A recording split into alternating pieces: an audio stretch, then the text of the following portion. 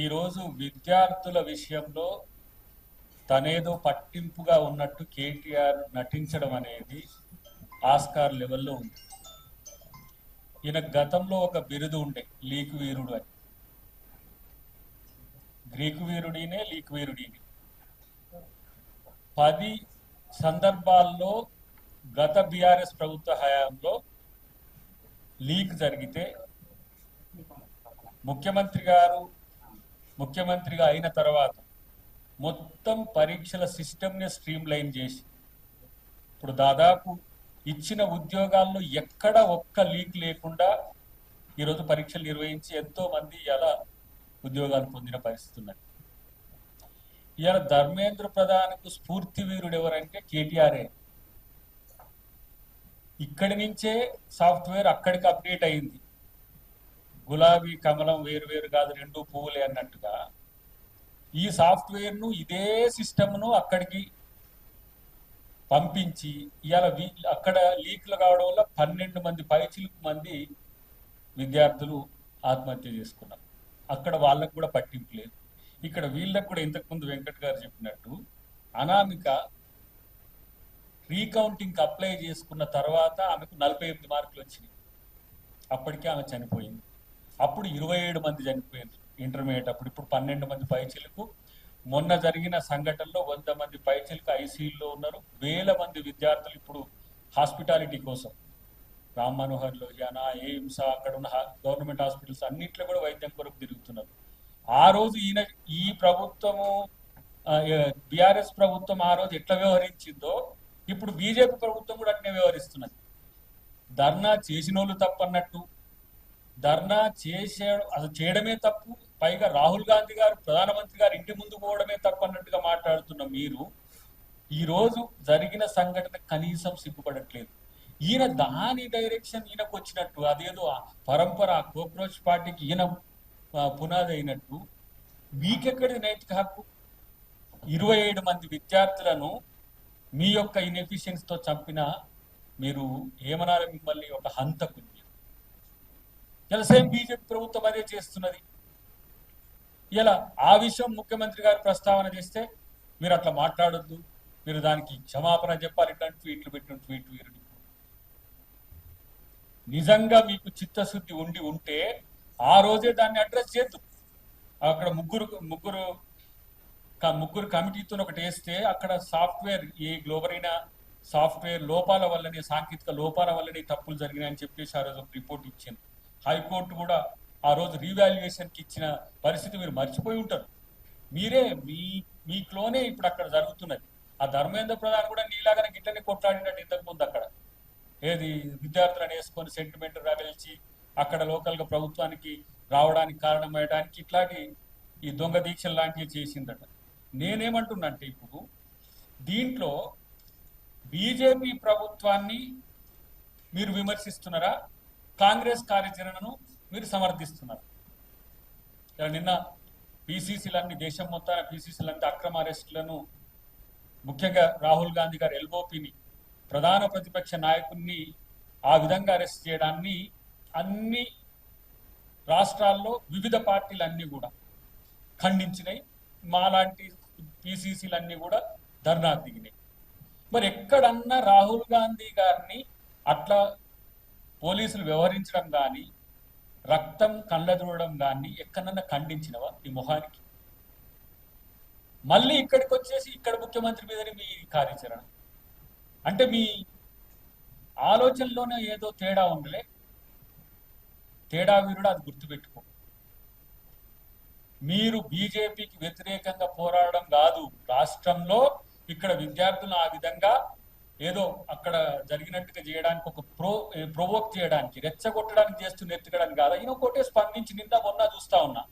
ఆ రోజు ఎటుపోయినావు? ఆ రోజు మున్సిపల్ శాఖ మంత్రిగా ఉంటివి, ఆ రోజు ఐటీ శాఖ మంత్రిగా ఉంటివి.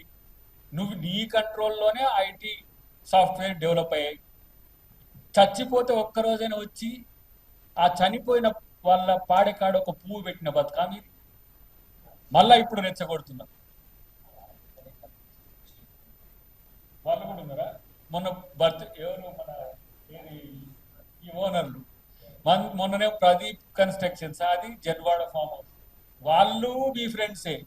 ఇక ఏది అక్రమ కట్టడాలు కట్టి ఇప్పుడు ఈ అక్రమ సాఫ్ట్వేర్ తో చేసిన వాళ్ళంతా కూడా మీ ఫ్రెండ్స్. రాజులు రాజులు ఈయన యువరాజు అంట కదా. సో ఈ యువరాజుకు రాజులే దన్నుగా ఉన్న పరిస్థితుల్లో స్టూడెంట్స్ ను మోసం చేయాలని చూసి, లేకపోతే ఇదేదో బాగుంది ఎల్బీ నగర్ లో మీటింగ్ పెట్టడం మంచిగా, అదేదో అక్కడ అందరు బిఆర్ఎస్ నాయకులతో మేము ఏదో తిట్టిపిచ్చినాం అట్లనే ఇట్లా అనుకునే పరిస్థితి వస్తే రేపటి రోజున అదే ఎవరైతే ఉద్యోగాలు పొందిన వాళ్ళు ఉంటారో వాళ్ళు కూడా ఆలోచిస్తున్నారు, ఈయన వల్ల మాకు జాబ్ రాకపోగా మా ఏజ్ బార్ అయిపోయి ఇలా మా బతుకులే చాలా అధోగతి పాలైన పరిస్థితుల్లో కేసీఆర్కి వ్యతిరేకంగా మీటింగ్లు పెట్టడానికి వాళ్ళు సిద్ధం అవుతున్నారు. మీరు పరీక్షలు నిర్వహించరు, ఉద్యోగాలు ఇవ్వరు, ఉద్యోగాలు ఇచ్చిన ప్రభుత్వం మీద విషం చిమ్మే ప్రయత్నం చేస్తారు. సేమ్ అటనే రైతుల విషయంలో కూడా రైతులకు మీరు ఏమి చేయరు, రైతు రుణమాఫీ చేయరు, ఏమి చేయరు, రైతులను రెచ్చగొట్టే పని. చివరికి కేటీఆర్ బతికి ఏడికి వచ్చిందంటే ఈ అగ్గిపుల్ల స్వామి కాడికి వచ్చింది. అలా బావటైపు నారదముని లెక్క ఇక్కడ పెట్టాలి, పుల్లలు పెట్టాలి, అలా లేపాలి. విద్యార్థులకు తెలియదా ఈ పరీక్షలను ఎవరు నిర్వహించిండ్రు, ఏ విధంగా ఉద్యోగాలు ఇచ్చిండ్రు అనే పరిస్థితి. కాబట్టి ఈ రోజు బీఆర్ఎస్ చేస్తున్నది ఏదైనా సరే రాజకీయం కోసమే చేస్తున్నది. ఇలా ఆ రోజు విద్యాశాఖ మంత్రిగా ఉన్న వాళ్ళు ఎవరు కూడా దాన్ని స్పందించలే. ఆమె కూడా మా అమ్మే అనుకుంటా సవితక్క, ఆమె నోరు మూయించింది, మీరు మాట్లాడలే. ముఖ్యమంత్రి అంటే రాడు, ముఖ్యమంత్రి అంటే ఆయన రాజు లెక్క ఉండేది అప్పట్లో.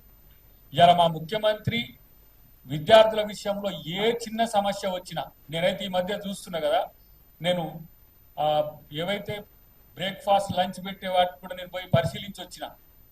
800 కోట్లతోని ఇలా బ్రేక్ఫాస్ట్ లంచ్ పెడుతున్న నాయకుడు ఇలా రేవంత్ రెడ్డి గారు. దేశంలోనే ఎవరు పెట్టట్లేదు. 800 crores బడ్జెట్లు కేటాయించి ఇలా దుస్తులతో పాటు స్కూళ్లను ఏ విధంగా స్థిరీకరించాలనే విషయంతో పాటు యంగ్ ఇండియా స్కూల్స్ అయితేంది, ఇంటిగ్రేట్ ఏదైతే తెలంగాణ పబ్లిక్ స్కూల్స్ అయితేంది, వీటిని అన్నింటినీ స్ట్రీమ్ లైన్ చేస్తుంటే ఇంకొక వైపు ఈయన పక్కన ఉండే బీఆర్ఎస్ నాయకులను విద్యార్థులుగా మార్చి అక్కడ దొంగవీరునిగా మారి పూర్తిగా ఒక మూమెంట్ని క్రియేట్ చేసే ప్రయత్నం చేస్తే ఎవరు నమ్మాలని మిమ్మల్ని? నేనంటున్న ఈరోజు ఆ రోజు చనిపోయిన అమరులైన 27 మంది విద్యార్థుల యొక్క చావుకు కారణమైన ఆ ప్రభుత్వానికి ప్రతినిధిగా ముక్కు నేలకు రాయాలి. ప్రాణం అంటే ఏంది? ఈరోజు అక్కడ కూడా ఎక్కడన్నా విమర్శిస్తున్న బీజేపీ హయాంలో ఇంత విధ్వంసకాండ నాకు తెలిసి మా 22 years పబ్లిక్ లైఫ్ లో నేను ఎప్పుడు ప్రజా ఉద్యమాలనే ఉన్న, ఈ మధ్య రాజకీయాల్లోకి వచ్చినాం కదా, ఏ ఉద్యమం మీద కూడా ఇంత విరుచుకపడ్డ ప్రభుత్వం ఎప్పుడు చూడలేదు. వెనుకటికి ఢిల్లీలో ఒక అమ్మాయి అత్యాచారం చేయబడ్డ సంఘటనలో దేశమంతా స్పందించింది. దాని మీద కూడా ఎక్కడ కూడా కాంగ్రెస్ ప్రభుత్వం ఏమి ఇట్లా విరుచుకపడలే. ఆ దొంగ దీక్ష చేసిన అటు అన్నా హజారే, ఇటు కేజ్రీవాల్, వాళ్ళంతా అన్నా హజారేనేమో అదృశ్యమైపోయిండు, కేజ్రీవాల్ ఏమో రాజకీయాల్లో అదృశ్యమైపోయిండు.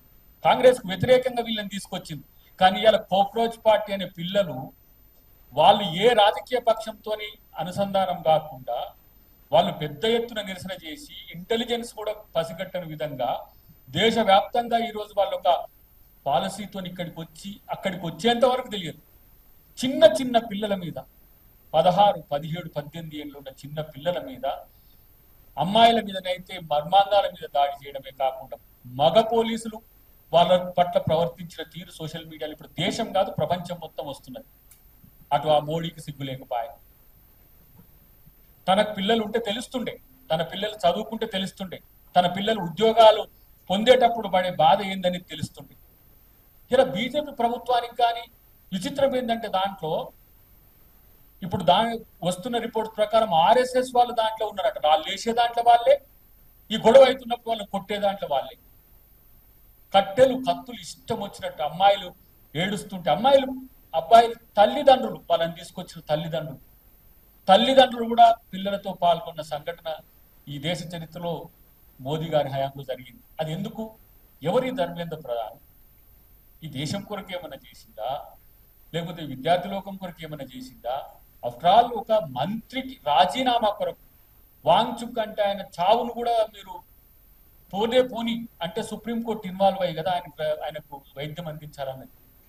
కాబట్టి బీజేపీని అనలేక బీఆర్ఎస్ పార్టీ తడబడుతున్న తీరు గాని, ఇక్కడ కేటీఆర్ వ్యవహరిస్తున్న తీరు గాని, ఇక్కడ కాంగ్రెస్ ప్రభుత్వానికి వ్యతిరేకం చేయాలని నీకు నిజంగా ఆ సంఘటన పట్ల కన్సోల్ ఉండుంటే కనీసం ఖండించు.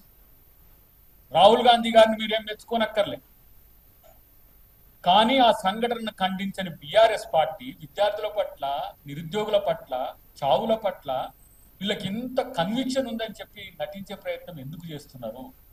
ఇది కదా రాజకీయం.